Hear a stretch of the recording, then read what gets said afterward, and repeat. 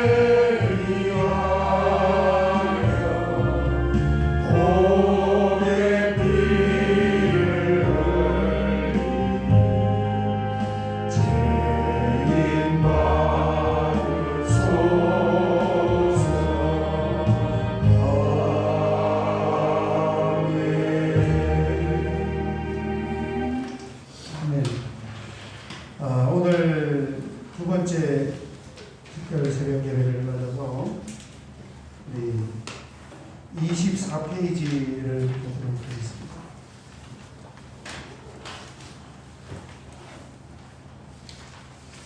오늘은 김치선 이 박사님의 설교 말씀을 같이 나누고자 하는데, 이분은 독립운동가이시고 우리 대한예수교 장로의 대신이라는 대한신학교를 세워서 우리나라의 자생적인 교단을 하나를 세웠습니다.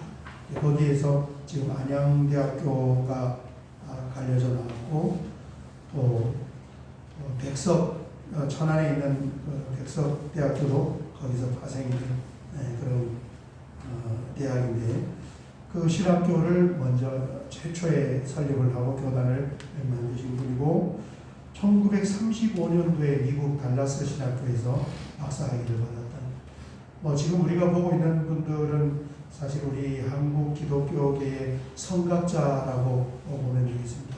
복음이 우리나라에 1887년에 들어와서 한 10년 정도 전도가 되고 난 이후에 이제 교회 지도자들이 배출이 되기 시작했는데, 1999년도 생이시니까 초창기 기독교인이고 구한말을 지냈고 일제시대 때 6.25를 겪었던 그런 분들이고, 우리나라 초대의 교회를 기틀을 세웠던 그런 분들에 관한 말씀이에요. 이분이 담임 목회하는 이 교회의 집사님이었던 분이 김구 선생님이 이분 교회 집사님이고, 또 이분 교회에서 장로님을 하다가 대한신학교에서 신학을 추천을 했는데, 여러 가지 바쁜 일이 있어서 신학을 공부하지 못하다가 이단이 된 분이 박태선 장로님, 천부교 이분 교회 장로님이셨어요. 한번 보겠습니다. 마태복음 23장 37절에서 38절 같이 봉독하겠습니다. 예루살렘아 예루살렘아 선지자들을 죽이고 내게 파송되는 자들을 돌로 치는 자여, 암탉이 그 새끼를 갈대아가에 모음같이 내가 네 자녀를 모으려 하느니 몇 번이더라. 그러나 너희가 원하지 아니하였도다. 보라, 너희 집이 함께하여 버려진 바 되리라.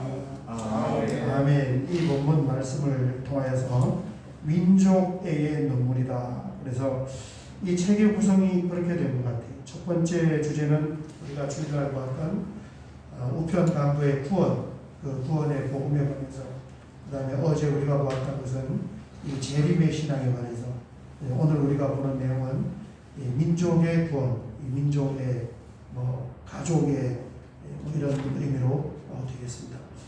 확장이 되면은 인류에까지 얘기할 수가 있겠어요. 같이 한번 내용을 보겠습니다. 25페이지입니다. 눈물은 절절한 마음의 표현으로 무엇보다 대상에 대한 사랑이 있다는 것을 의미합니다. 민족과 국가 인류를 위해 흘리는 눈물 역시 그러합니다. 민족을 위해 흘렸던 모세의 눈물, 예레미야의 피눈물이 그런 것이었습니다. 그 절정은 예루살렘아 암탉이 병아리를 날개 아래 품듯 내가 여러 번 하려 하되 너희가 내 말을 듣지 아니하니 그러므로 너희 성이 터만 남으리라 라며 통곡하셨던 예수님의 눈물입니다. 견딜 수 없는 비통함에 북받쳐 흘리는 눈물로 사랑하기에 그 어떤 희생도 기꺼이 감당할 눈물이었습니다. 그것이 민족애의 눈물입니다. 사랑의 표현이라는 거예요. 눈물이. 계속 보겠습니다. 우리는 그러한 그리스도의 눈물이 죽은 자를 살리게 했다는데 주목해야 합니다. 마르다와 마리아가 나의 오라비가 죽어서 무덤에 장사되었나이다 하며 눈물로 하소연을 하고 주변의 무리가 따라서 슬퍼하자 예수님께서는 눈물을 흘리십니다. 그런데 그 눈물이 죽어 썩어가던 시체를 살아있는 나사로로 소생을 시킵니다. 예루살렘을 향한 눈물도 마찬가지입니다. 그 눈물은 이스라엘 민족의 과거와 현재, 미래의 죄악까지도 자기 몸으로 대신한 것이었습니다. 십자가가 그것입니다. 마찬가지로 주님은 인류의 과거, 현재, 미래에서 자기 백성을 구원하는 구속사업을 성취하셨고 결국 최후의 승리를 가져오셨습니다. 부활이 그것입니다. 같이 읽겠습니다. 이처럼 그리스도의 눈물은 한 개인, 민족, 인류의 죽음을 생명으로 바꾸었습니다. 우리 역시 무덤 속에 썩어가는 우리 민족을 부활의 생명으로 이끄는 민족의 눈물로 파내려가는 생명의 우물을 만들어야 합니다. 아멘. 우리가 지금 보고 있는 이 시대의 분들이 1800년대 말부터 한 1960년, 70년대까지 살았던 분들인데 우리나라에 거의 거의 1세대 신앙인들이잖아요.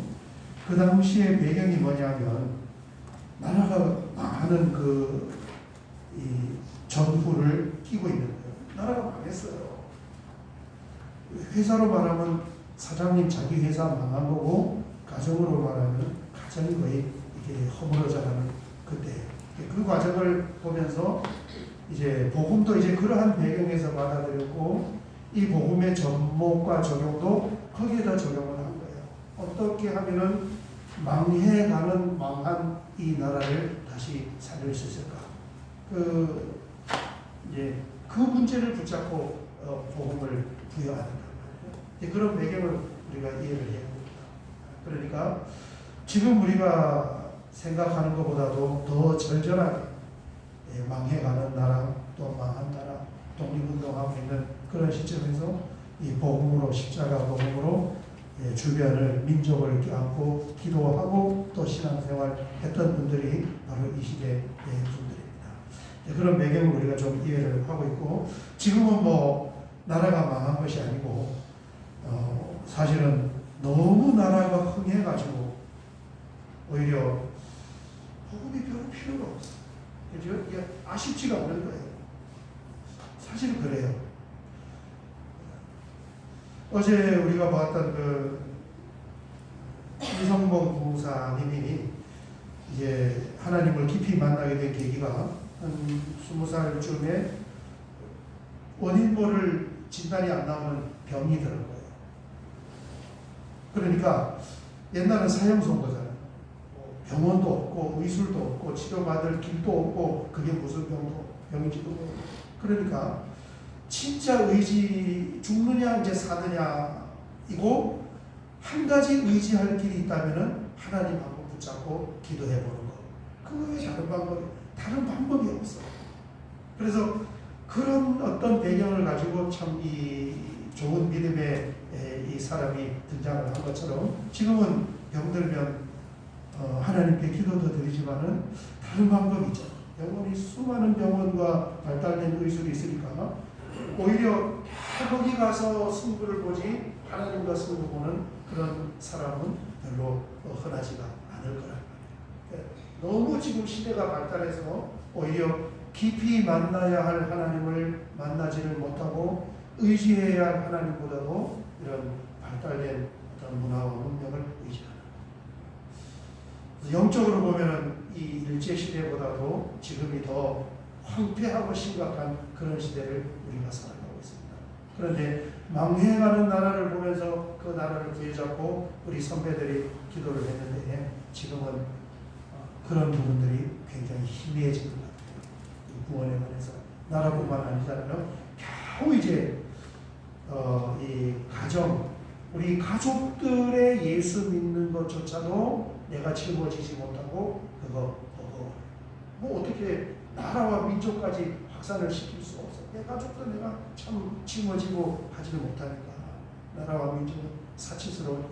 그런데 예수 믿고 구원받는 것은 나라와 민족에 국한되는 것이 아니라 인류입니다. 전체. 우리가 지금 총구리를 겨두고 있는 38선 이국 사람도 구원의 열차를 타야 되고, 뭐 침공하냐, 핵을 쏘냐 안 쏘냐 하는 중국, 러시아 사람도 구원 열차를 같이 타야 돼요. 그 믿음의 이 반경을 확산을 우리가 시켜야 된다.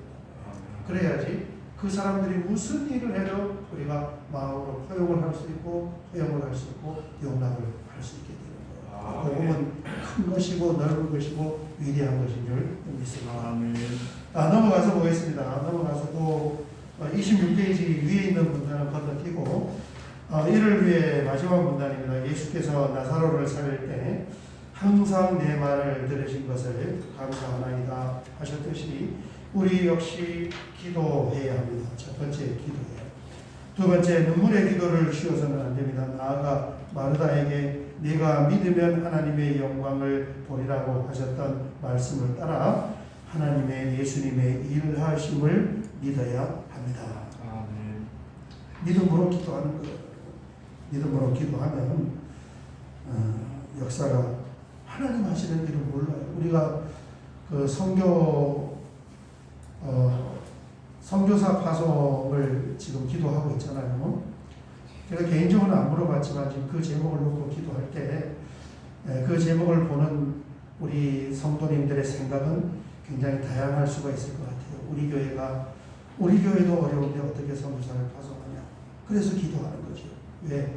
우리는 할 수 없지만 하나님은 할 수 있잖아요. 그러니까 하나님이 할 수 있다는 그 사실을 믿어야 된다. 아멘.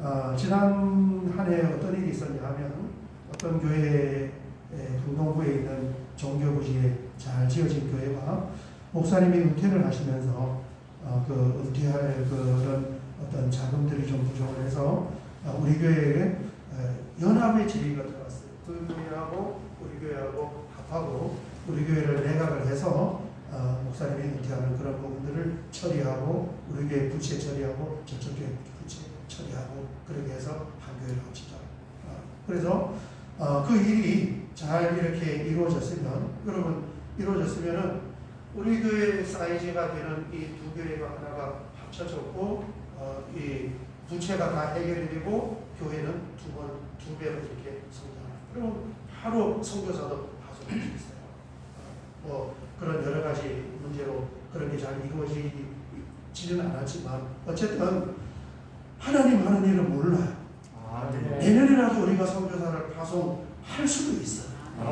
그러니까 믿음으로 바라보면서 거기에 대해서 부정적이라든가 어떤 다른 그런 마음을 갖지 말고 하나님께서 우리를 사용하여서 모든 이 복음의 대상자 수혜자는 인류의 모든 사람이라는 것을 생각을 하고 우리가 그 일을 위해서 교회를 응집시키기 위하여 믿지 않는 가족들 한 사람 한 사람을 기도하며 하나님께로 인도하고 또 주변에 있는 사람 한 사람을 인도하여 지역의 교회를 하늘빛 교회를 든든하게 세워서 그 다음에 언어와 또 종족이 다른 제3세계로 선교사를 파송할 수 있는 그런 우리 교회가 되기를 원하고 내가 거기에 기도를 보태고 물질을 보태기를 원합니다. 기도하고 가면은 쿨하게 이번에 그러잖아. 보니까 우리는 아직 파송할 그 때가 안 됐구나. 준비가 하나도 안 된 거예요. 어쨌든 여러 가지 이유로 안 됐으니까 5년 늦춰라. 그러나 5년 후에도 준비가 안 되면 우리는 할 수 없어요. 하나님께 기도하는 거지. 그러나 그 전에도 하게 되면은 할 수가 있단 말이에요. 뭘 믿냐면은 하나님이 일을 하시고 역사하시고 그분이 살아 계신다는 그 사실을 믿는 거예요. 아멘. 그걸 우리가 믿고 기도하자는 것입니다. 자, 중반절입니다. 그의 일하심을 믿어야 합니다. 거기에 순종도 필요합니다. 예수께서 돌을 굴려라 수건을 풀라 하셨을 때 따르는 순종이 있었기에 비로소 살아난 나사로를 확인할 수 있었습니다. 하나님은 기도하는 자의 믿음과 순종을 보시고 그 눈물의 유일성을 나타내 주십니다. 기억하십시오. 민족을 위해 하나님께 눈물로 호소해야 할 사명이 우리에게 있습니다. 민족의 복음화를 위하여 민족의 눈물로 제단을 쌓아 우리 민족을 그리스도에게로 이끌어야겠습니다. 아멘. 밑에 검은색 사진을 보면 이제 주제 핵심입니다. 민족을 위해 하나님께 눈물로 호소해야 할 사명이 우리에게 있습니다. 가까운 우리 가족들도 짊어지고 주변의 지인을 짊어지고 민족을 짊어지고 인류를 짊어지고 우리 하나님께 교회가 단독으로 선교사를 파송할 그때까지 내가 가까운 곳에서 먼 곳까지 기도하며 복음을 전달해 보겠습니다. 오늘 우리가 다짐하고 기도해야 돼요. 여러분 같이 그렇게 기도해 주시고 할 수 없습니다. 되겠습니까? 그게 말이나 됩니까? 이렇게 생각하지 마시고 나는 못하고 우리는 힘이 약하지만 만물을 창조하신 하나님은 얼마든지 하고도 남습니다. 이렇게 기도하면 하나님 멋지게 역사하실 줄 믿습니다. 넘어가서 다음 세대와 가정사역을 보겠습니다.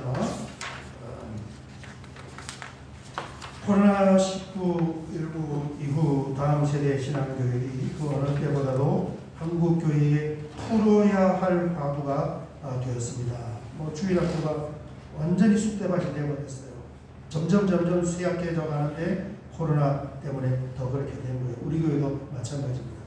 일정 기간 대면 예배를 드리지 못하는 상황을 겪으면서 교회와 가정의 연계를 통한 신앙교육이 절대적으로 중요하다는 것을 인식하게 되었고, 각 교회마다 부모를 신앙교육의 주체로 세우기 시작을 했습니다.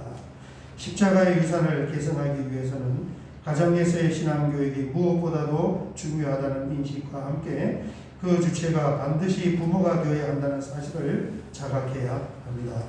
우리가 코로나를 겪으면서 교회에 모이지 못하는 이 신앙생활을 하면서 평생 한번 경험해 볼까 말까 그 일을 3년 동안 겪은 거예요. 애들 학교도 못 갔으니까.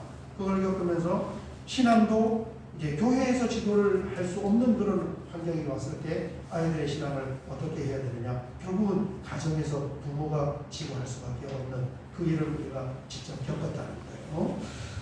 신앙은 넘어가겠습니다. 유전이 아니라 유업입니다. 안타깝게도 부모의 신앙과 믿음이 자녀에게 유전되지 않습니다. 저절로 전달되는 것이 아니라 이 전수를 시켜줘야 된다는 게 유업으로 자녀에게 줄 수 있는 가장 귀한 유산이 신앙을 전수하는 일이며, 말씀을 심고 성경을 먹이며 기도를 입혀 하나님의 군사로 키워내는 일이 참으로 귀하고 복되는 일을 기억해야 합니다. 자녀에게 복음을 전수하고 계승하지 않으면 믿음의 세대는 끊어질 수밖에 없습니다. 관심을 가지고 전수를 시켜야 된다는 거예요. 안 그러면은 이 자녀들에게 믿음이 전달이 안 되어서 참 뭐 부끄러운 이야기지만은 목사님들 자녀들 중에 교회에 안 다니는 사람들이 있어요. 어릴 때는 다녔겠지만 머리가 딱 크면은 교회를 안 간단 말이에요. 제가 아는 목사님 그 아들도 교회를 안 다녀요. 그래서 나이가 저보다 더 많은데 교회를 안 다녀요. 청년 장성에서부터는 안 간 거예요. 목사님뿐만 아니라 장로님 자제분들도 마찬가지고, 신앙의 전수가 안 됐어요. 가까운 곳에서. 그런 가정이 많아요. 우리 세대에는 복음의 혜택을 받지만 이 구원의 복음을 자녀들 세대로 전수를 제대로 시키고 있을 수도 있습니다. 복음이 불씨가 꺼지지 않도록 불변하는 진리 앞에 굳건한 믿음으로 자녀들과 함께 서야 합니다. 신앙교육은 자녀의 믿음이 성숙해지는 것에만 목표를 두지 않습니다. 부모의 신앙도 아이의 신앙만큼 중요합니다. 복음을 전수하는 사명자로서, 말씀을 전달하는 청지기로서 그에 맞는 역량을 키워 나가며 함께 말씀 안에서 성장해야 합니다. 애들한테 교회 가라 하는 게 아니고 부모가 같이 믿음을 전하면서 같이 가야 된다는 거예요. 목사님 자제 아들이 왜 교회를 안 다니겠습니까? 아버지의 영향을 많이 받는 거죠. 목회자로서 가정에서 한 가정에서, 교회에서는 목사지만 가정에서는 아버지인데 그 아버지에 대한 어떤 그런 이 실망감, 아마 그런 것이 이제 머리가 크고 난 후에 교회를 가지 못하게 하는 그런 원인이 되었을 거라고요. 누구에게나 다 해당하는 것입니다. 직분에 상관없어요. 누구나 부모와 자식의 관계가 있다면 그 자식을 이렇게 이끌어주고 인도하고 같이 신앙생활을 해야 하는 것입니다. 가정에서 자녀와 함께 하나님 앞에 머무는 거룩한 습관과 신앙의 구심점이 절실합니다. 격변의 시대를 살아내는 힘은 가정 예배에 있습니다. 가정 예배는 어떤 선택이나 대안이 아닙니다. 세대의 단절과 분리가 교회뿐 아니라 가정에서도 일어나고 있기 때문입니다. 가족 간 스스럼 없는 대화와 관계 회복, 예수님의 사랑과 은혜로 연합하는 게 무엇보다도 시급합니다. 지금은 하나님의 자녀로서 부르심을 알고 예배를 통해 비책이 아닌 본질을 추구해야 할 때입니다. 예수님은 우리의 수단이 아닌 목적이 되시는 분이기 때문입니다. 하나님은 무엇보다도 예배하는 가정을 찾으십니다.